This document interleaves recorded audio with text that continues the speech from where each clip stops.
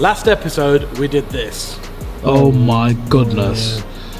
That is just like, that's basically pasted metal.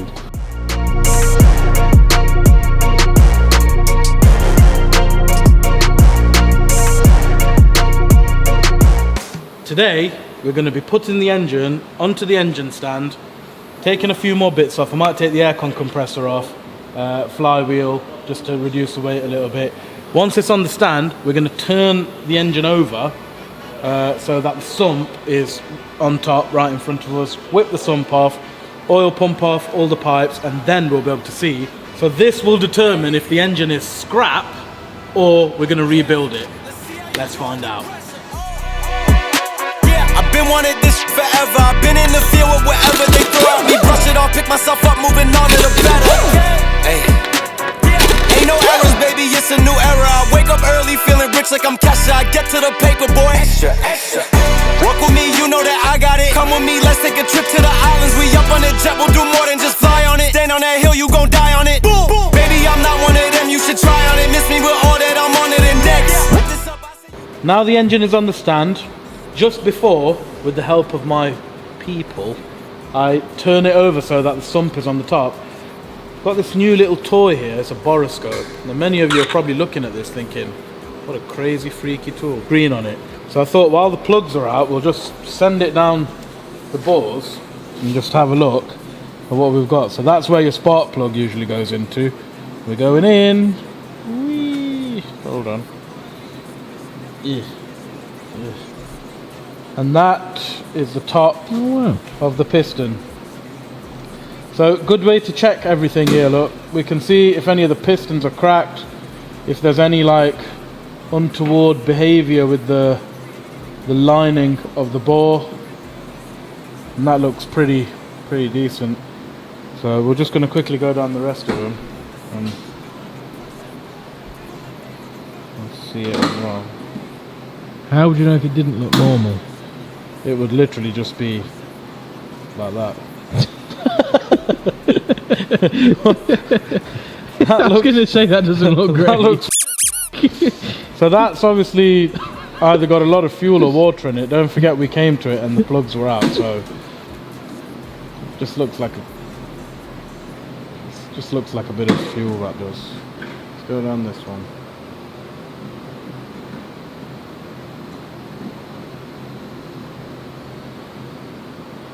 Bendy.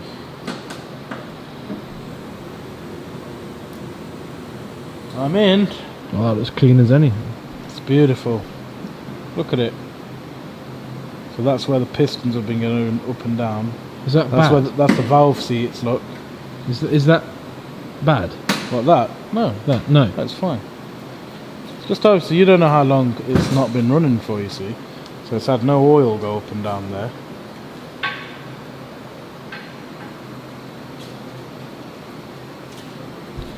That's just a bit of water or oil mixed. So, yeah. Right, we're going to turn it over. I thought I'd just show you my new tool. We'll turn it over now, take the sump off.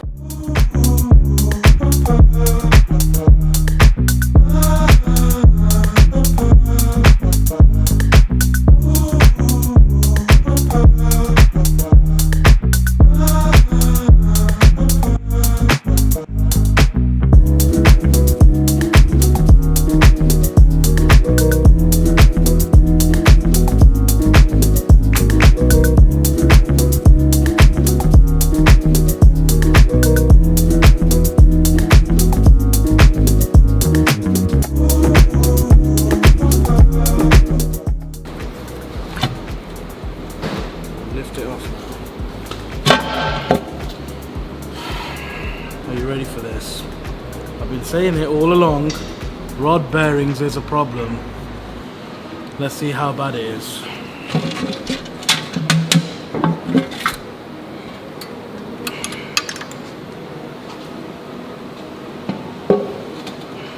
Oh my god. Look at all that in there, dude.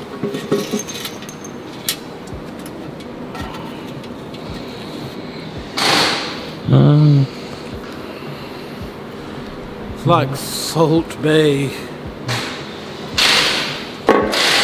Look down that salt, I'll let you knock yourself out. Oh dear. Oh, the crank. Snapped. Yeah, look.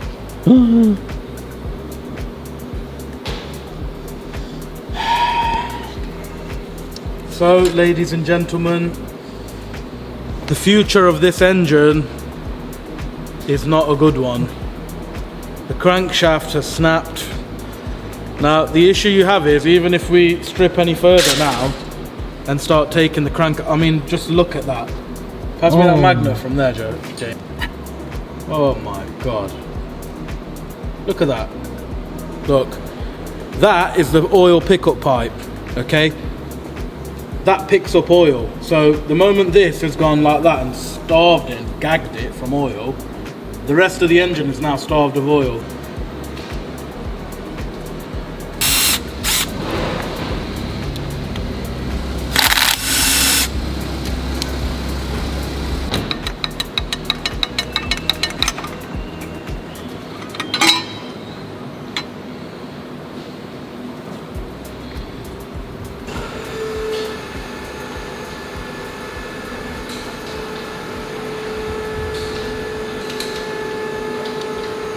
Oh, look at that. What?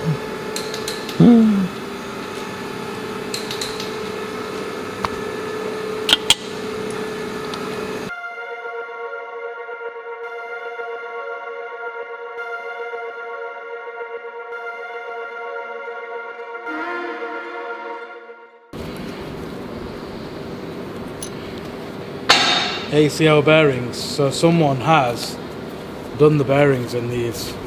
Oh really? Someone's done them at some point. Someone has done them. I'm not going to jump to conclusions here right now, although that stuff has snapped. The two bearings that I've took out so far don't look worn, but I'm going to carry on going and see if we find some that are jammed. Because as soon as I took this one off here where this crank's actually broken, on right next to the journal, the engine freed up. Could it be that one of the main bearings have died? So the only way to find that out, guys, is whip all the end caps off and then take this intermediate sump off and get the crankshaft out, because if it's just a crank and main bearings, we might be able to save it. So let's see. That stuff there, it's very, it's a bit thick for bearing material. Now, I've had a look at this angle now, and I can see exactly what's happened.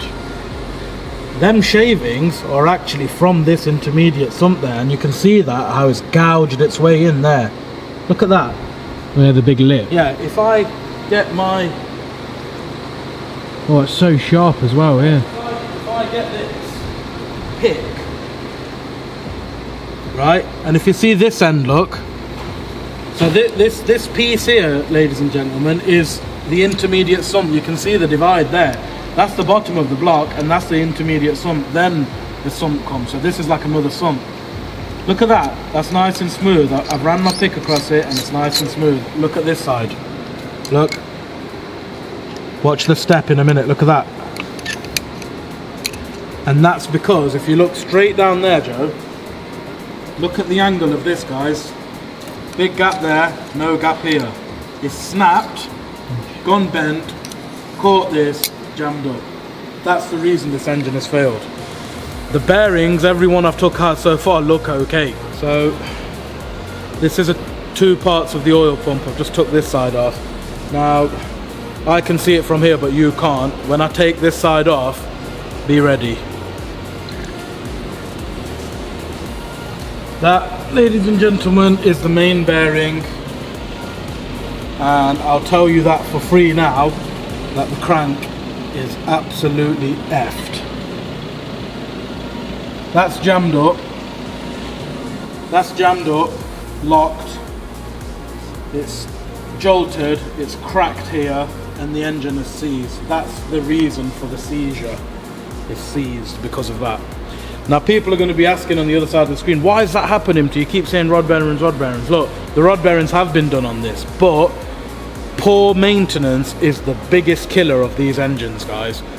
Poor maintenance, using crap parts, not getting them serviced on time. Like, for all I know, this guy could have took this car on the track, thrashed it every single weekend. That's fine, they're built for that, but please do the servicing as well then.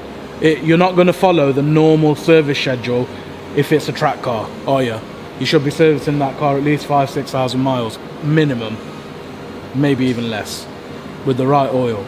These engines are really good. They're designed for racing and fast, you know, road driving and whatever. But if you don't maintain them, this is what's going to happen. The main bearing here has failed. It's jammed on, it's jutted out.